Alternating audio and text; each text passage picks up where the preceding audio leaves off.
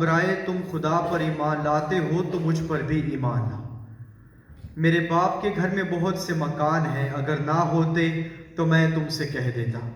کیونکہ میں تمہارے لیے جگہ تیار کرنے جاتا ہوں، اور جب میں جا کر تمہارے لیے جگہ تیار کروں گا تو پھر آؤں گا اور تمہیں اپنے ساتھ لے لوں گا، تاکہ جہاں میں ہوں تم بھی ہو، اور جہاں میں جاتا ہوں تم جانتے ہو، اور وہاں کی راہ تم جانتے ہو۔ توما نے اس سے کہا، اے خداوند، ہم نہیں جانتے کہ تو کہاں جاتا ہے، تو ہم وہ راہ کیوں کر جانیں؟ یسوع نے اس سے کہا، راہ اور حق اور زندگی میں ہوں، کوئی میرے وسیلے کے بغیر انجیل مقدس کے وسیلے ہمارے گناہ معاف کیے جائیں۔ کلام کی طرف چلوں میں آپ سبھی سے جو آج ڈاکٹر کومل کی برسی پر شرکت کے لیے آئے ہیں، میں دلی طور پہ آپ سبھی سے ایک بار پھر سے اظہار تعزیت کرتا ہوں۔ یقیناً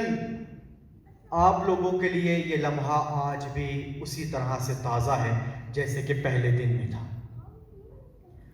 اور شاید میرے الفاظ کے اندر بھی اتنی قوت نہ ہو کہ آپ کو میں کوئی تسلی دے سکوں، لیکن ہماری تسلی صرف خدا کے کلام سے ہے۔ یہ خدا کا کلام ہی وہ واحد سہارا ہے جو ہمیں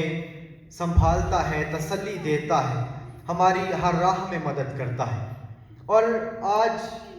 میں اس عجیب اتفاق کا ذکر کیے بنا نہیں رہ سکتا۔ مجھے یاد ہے کہ جب ڈاکٹر کومل صاحبہ نے وفات پائی تھی اور غالباً ان کے تیسرے کی عبادت تھی، تب بھی ان کے لیے پاک ماس کی قربانی چڑھانے کے لیے میں آیا تھا۔ میں انہیں نہ کبھی زندگی میں ملا، نہ میں نے کبھی ان کو دیکھا، اور آج جب دوبارہ میں پاک ماس کرنے کے لیے یہاں پہ آیا ہوں تو مجھے خدا کی وہ مہربانی نظر آتی ہے کہ خدا کیسے اپنے لوگوں سے اپنے کام لیتا ہے۔ خدا جانتا ہے کہ اس نے کس سے کیا کام لینا ہے، اور خدا نے میرے ہی حصے میں یہ لکھا کہ میں ڈاکٹر کومل کے لیے آج پھر سے برسی کی عبادت بھی ادا کروں، تو میں دوسری دفعہ ان کے لیے پاک ماس کی قربانی چڑھانے کے لیے آیا ہوں۔ ان کی زندگی سے میں اتنا زیادہ واقف نہیں ہوں، آپ لوگ جتنے عزیز و اقارب ہیں وہ ان سے زیادہ رغبت رکھتے ہوں گے، ان کی زندگی کے ساتھ کیا کیا چیزیں جڑی ہیں وہ آپ جانتے ہیں، لیکن میں اس بیٹی کے لیے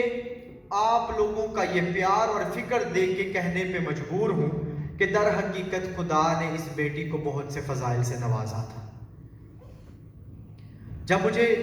چرچ سے لے کے آ رہے تھے یہاں تک، مجھے انہوں نے ڈراپ کیا، تو مجھے راستے میں بتایا گیا کہ انہوں نے ابھی اپنی نوکری کے لیے بالکل جوائننگ دی ہی تھی، غالباً 10 دن ہوئے ہوں گے کہ ان کے ساتھ یہ حادثہ پیش آ گیا، اور حادثہ پیش آنے کے بعد وہ لوگ اس ایکسیڈنٹ کی جگہ کو دیکھ کے تو کراس کر کے گزر گئے۔ کچھ دیر کے بعد پتا چلا کہ جس کو ہم اگنور کر کے آئے ہیں یہ تو وہی تھا، کوئی اپنا تھا جس کو ہم نے اگنور کر دیا، اور وہ غم آج بھی ان کی زندگی کے اندر میں محسوس کرتا ہوں۔ خیر، یہ ساری کی ساری چیزیں دنیاوی ہیں، ہم روحانی پہلو سے سیکھتے ہیں کہ ہمیں اپنے خدا کی مرضی کو کیسے جاننا ہے۔ سوچو بچار کرتے کرتے جس نقطے پہ آ کے میں رکا وہ یہ تھا کہ جو کچھ بھی انسان کی زندگی کے اندر ہوتا ہے وہ خدا کی پاک مرضی کے مطابق ہے۔ انسان اپنی زندگی کے اندر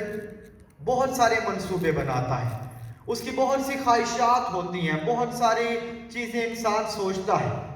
لیکن ہوتا وہی ہے جو خدا چاہتا ہے، جس کے اندر خدا کی مرضی ہوتی ہے، اور خدا کی مرضی کو جان لینا ہی انسان کے لیے بہتر۔ جیسے ڈاکٹر کومل کی زندگی کے بارے میں اگر ہم لوگ بات کریں تو میں اس بات کو ان کی زندگی کو دیکھ کے یہ کہہ سکتا ہوں کہ یقیناً یہ ایمان میں اپنی زندگی گزارتی رہی ہیں، اس لیے آج بھی ان کو یاد کیا جاتا ہے۔ اور ایمان میں زندگی گزارنے والوں کے لیے خدا کے کلام میں بڑا خوبصورت وعدہ ہے کہ جان دینے تک وفادار رہے تو میں تجھے زندگی کا تاج دوں گا، اور زندگی کا تاج اسی کو ملتا ہے جو خدا کی وفا میں چلتے ہیں، جو خدا کی وفاداری کرتے ہیں۔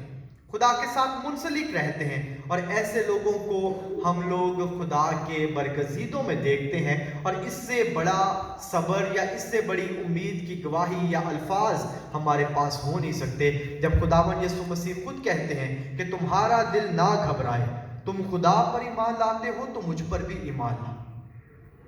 और कलाम फरमाता है कि यीशु ने वाज़ेह कर दिया है कि मेरे बाप के यहाँ बहुत से मकान हैं, अगर ना होते तो मैं तुम्हें कह देता, और मैं तुम्हारे लिए जगह तैयार करने जाता हूँ। और यकीनन खुदावंद मुर्दों में से पहलौटा होकर वो हमारी इस अजीज़ा, इस बेटी को भी अपने बरगज़ीदों में जगह अता कर चुका है। और यही हमारा ईमान है, इसी ईमान से हमें दिलासा मिलता है, क्योंकि ये खुदावंद के पाक बदन और खून में शिरकत करती रही है।